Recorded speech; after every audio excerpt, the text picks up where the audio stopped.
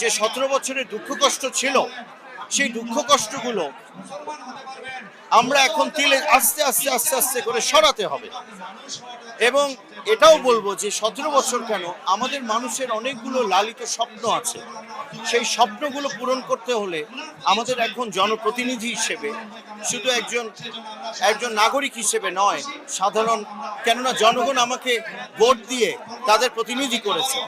অতএব একজন জনপ্রতিনিধি হিসেবে চিন্তা করতে হবে এই জনগণের যে লালিত স্বপ্ন, সেই ঈপ্সিত বাংলাদেশ তৈরিতে ঈদুল ফিতরে আমরা শপথ নিতে পারি যে আগামী বছরের যে ঈদুল ফিতর হবে, সেই ঈদুল ফিতরে যেন আজকে বাংলাদেশের মানুষ যতটুকু আছে, যেমন আছে, কেউ হয়তো শারীরিকভাবে, আর্থিকভাবে, সামাজিকভাবে বা শারীরিক অনেকভাবেই ভালো নেই, কিন্তু কিন্তু সেই ভালো না থাকাটা চেয়ে যেন আরো তাদের সব কষ্ট দূর হয়ে যায় সামনের বছরে।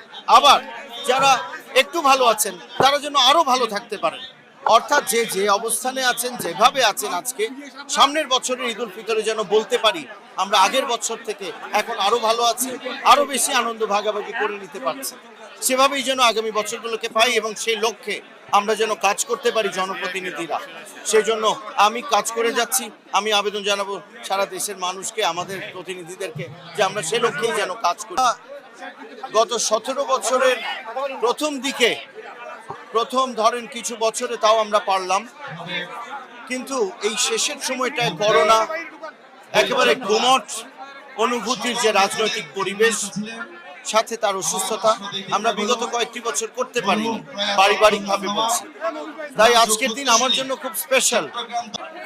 যে লক্ষ্য থাকে, আমরা সবাই তাকিয়ে থাকি কবে ঈদের দিন আসবে। তো চট্টগ্রামে বিশেষত আমাদের একটি মেজবানের কালচার আছে, ট্রেডিশন আছে। তো আমার বাবা 1991 সনে প্রথম মন্ত্রী হয়েই প্রতি বছর এই মেজবানের একটা ট্রেডিশন, অনেকটা কালচার তিনি সৃষ্টি করেন, যে প্রতি বছরই ঈদুল ফিতরের পরদিন তিনি মেজবান করবেন এবং চট্টগ্রামের আপামর জনসাধারণ, সাথে কর্মী ভাইয়ের বোনেরা, তারা আসবে এবং সেখানে আমাদের অন্যান্য ধর্মের মতের মানুষরাও এই ঈদের আনন্দে একত্রিত হয়। যে আমি সেই ধারাবাহিকতা রক্ষা এবং মানুষের সাথে আনন্দ ভাগাভাগির জন্য আবার মেজবান শুরু করলাম।